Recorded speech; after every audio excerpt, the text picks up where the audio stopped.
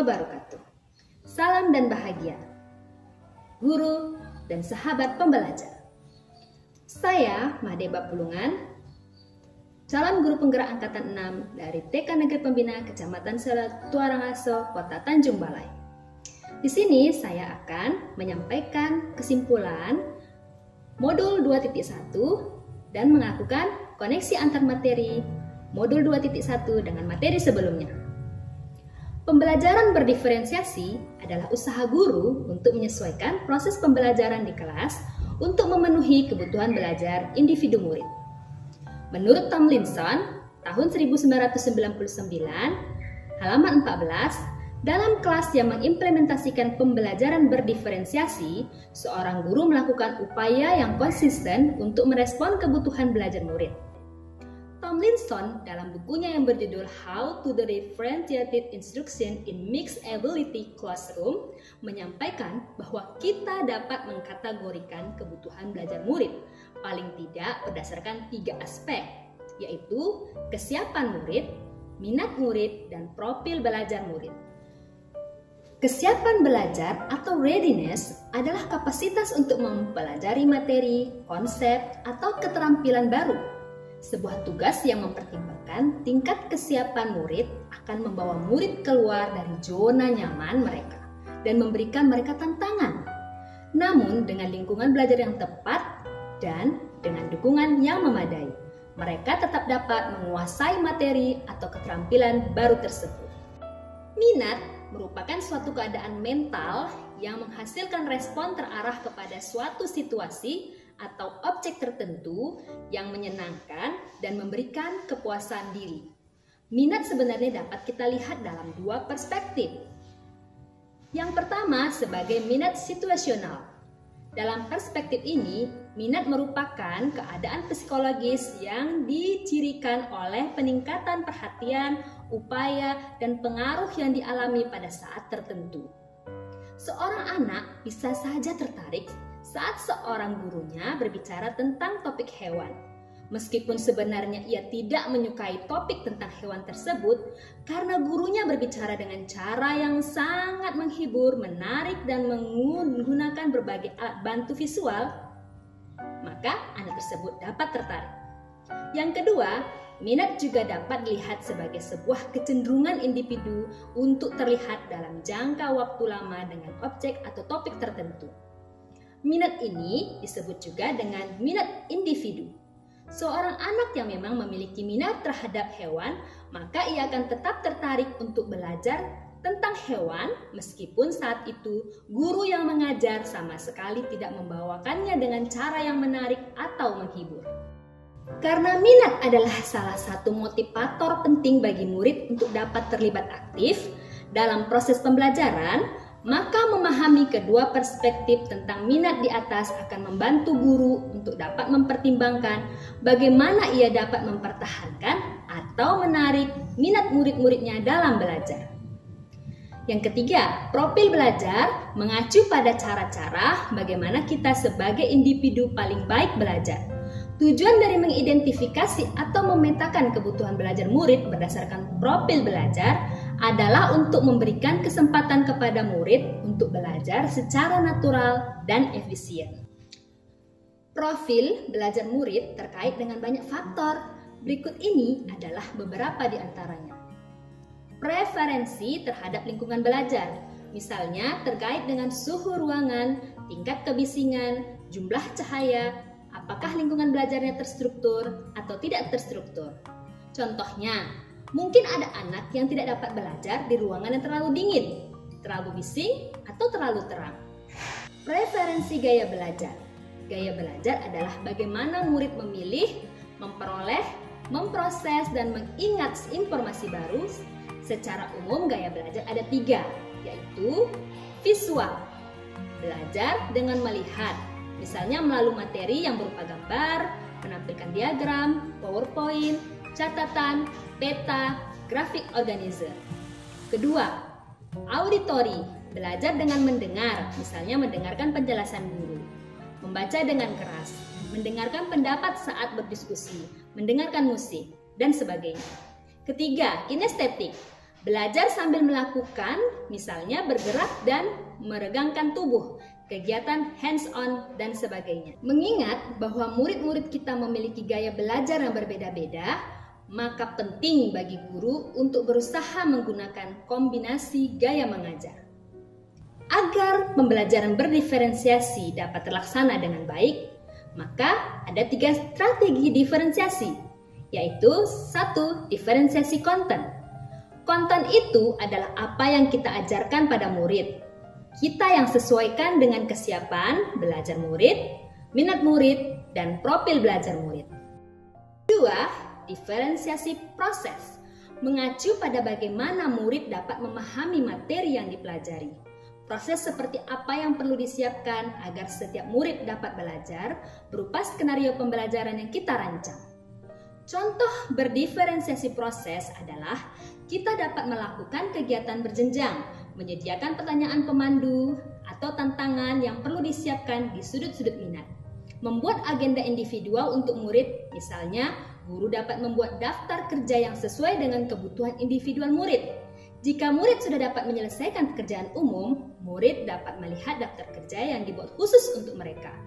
Memvariasikan lama waktu yang murid dapat ambil untuk menyelesaikan tugas, untuk mendukung murid yang mengalami kesulitan, atau mendorong murid yang lebih cepat agar dapat memahami materi secara lebih dalam. 3. Diferensiasi produk. Tentang tagihan yang kita harapkan dari murid-murid adalah hasil pekerjaan atau unjuk kerja yang harus murid tunjukkan kepada kita.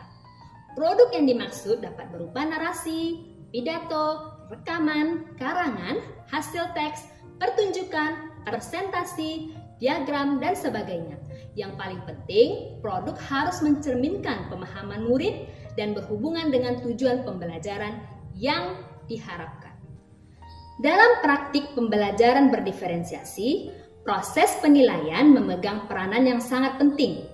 Guru diharapkan memiliki pemahaman yang terus berkembang secara terus-menerus tentang kemajuan akademik murid-muridnya, agar ia bisa merencanakan pembelajaran sesuai dengan kemajuan tersebut. Guru diharapkan dapat mengetahui di mana posisi murid-muridnya saat mereka akan belajar dan mengaitkannya dengan tujuan pembelajaran yang diharapkan. Ini tentunya akan berbeda-beda untuk setiap murid, untuk setiap pelajaran, untuk setiap materi, dan bahkan untuk setiap waktu. Karena kondisi psikologis dan kemampuan seorang anak mungkin saja berbeda dari waktu ke waktu. Penilaian dalam hal ini akan berfungsi seperti sebuah kompas yang mengarahkan dalam praktik pembelajaran berdiferensiasi. Tomlinson dan Moon 2013 mengatakan bahwa penilaian adalah proses mengumpulkan, mensintesis, dan menafsirkan informasi di kelas untuk tujuan membantu pengambilan keputusan guru. Ini mencakup berbagai informasi yang membantu guru untuk memahami murid mereka, memantau proses belajar mengajar, dan mengembangkan komunitas kelas yang efektif. Di dalam kelas, ada 3 jenis penilaian. Pertama, assessment for learning, yaitu penilaian yang dilakukan selama proses pembelajaran berlangsung. Dan biasanya digunakan sebagai dasar untuk melakukan perbaikan proses belajar mengajar, berfungsi sebagai penilaian formatif, sering disebut sebagai penilaian yang berkelanjutan atau ongoing assessment. 2. Assessment of learning, penilaian yang dilaksanakan setelah proses pembelajaran selesai, berfungsi sebagai penilaian sumatif. Ketiga, assessment as learning, penilaian sebagai proses belajar dan melibatkan murid secara aktif dalam kegiatan penilaian tersebut. Penilaian ini juga dapat berfungsi sebagai penilaian formatif. Pembelajaran berdiferensiasi dapat dilakukan di kelas dengan terlebih dahulu mengidentifikasi kebutuhan murid, yaitu mengamati perilaku murid, mencari tahu pengetahuan awal yang dimiliki oleh murid terkait dengan topik yang akan dipelajari, melakukan penilaian untuk menentukan pengetahuan, keterampilan, dan sikap mereka saat ini, dan kemudian mencatat kebutuhan yang dibutuhkan oleh informasi yang diperoleh dari proses penilaian tersebut. Mendiskusikan kebutuhan murid dengan orang tua atau wali murid. Mengamati murid ketika mereka sedang menyelesaikan suatu tugas atau aktivitas. bertanya atau mendiskusikan permasalahan dengan murid, membaca rapot murid, berbicara dengan guru murid sebelumnya, membandingkan tujuan pembelajaran yang dicapai dengan tingkat pengetahuan atau keterampilan yang ditunjukkan oleh murid saat ini, menggunakan berbagai penilaian yang diagnostik untuk memastikan bahwa murid telah berada dalam level yang sesuai, melakukan survei untuk mengetahui kebutuhan belajar murid, review atau melakukan refleksi terhadap praktik pengajaran mereka sendiri untuk mengetahui efektivitas pembelajaran mereka. Pembelajaran berdiferensiasi dapat memenuhi kebutuhan belajar murid dan membantu mencapai hasil belajar yang optimal karena pembelajaran berdiferensiasi dilakukan berdasarkan kebutuhan murid, baik itu kesiapan belajar murid, minat murid, dan profil belajar murid. Sehingga lingkungan belajar yang tercipta pun merupakan lingkungan belajar yang mengundang murid untuk belajar dan bekerja keras mencapai tujuan belajar yang tinggi. Dalam pembelajaran diferensiasi, harus ada pula tujuan pembelajaran yang didefinisikan secara jelas, melakukan penilaian berkelanjutan, dan manajemen kelas yang efektif, yaitu bagaimana guru menciptakan prosedur, rutinitas, metode yang memungkinkan adanya fleksibilitas. Namun juga dengan struktur yang jelas, sehingga walaupun mungkin melakukan kegiatan yang berbeda, kelas dapat berjalan secara efektif. Dengan kesiapan-kesiapan tersebut, tentu pembelajaran akan lebih bermakna dan lebih optimal.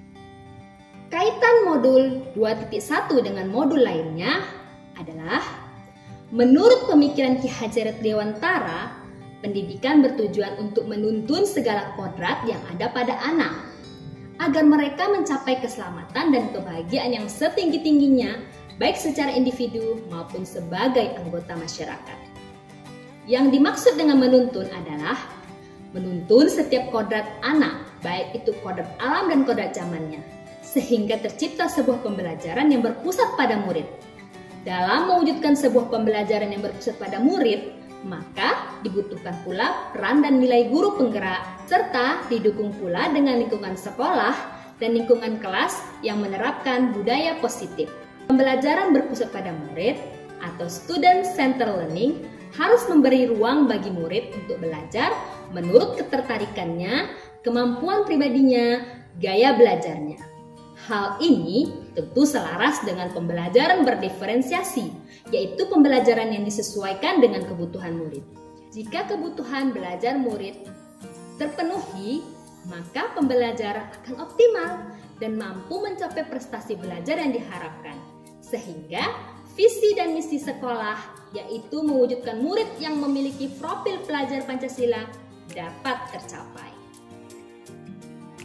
Demikian kesimpulan saya tentang modul 2.1 dan koneksi antar materinya. Terima kasih. Assalamualaikum warahmatullahi wabarakatuh.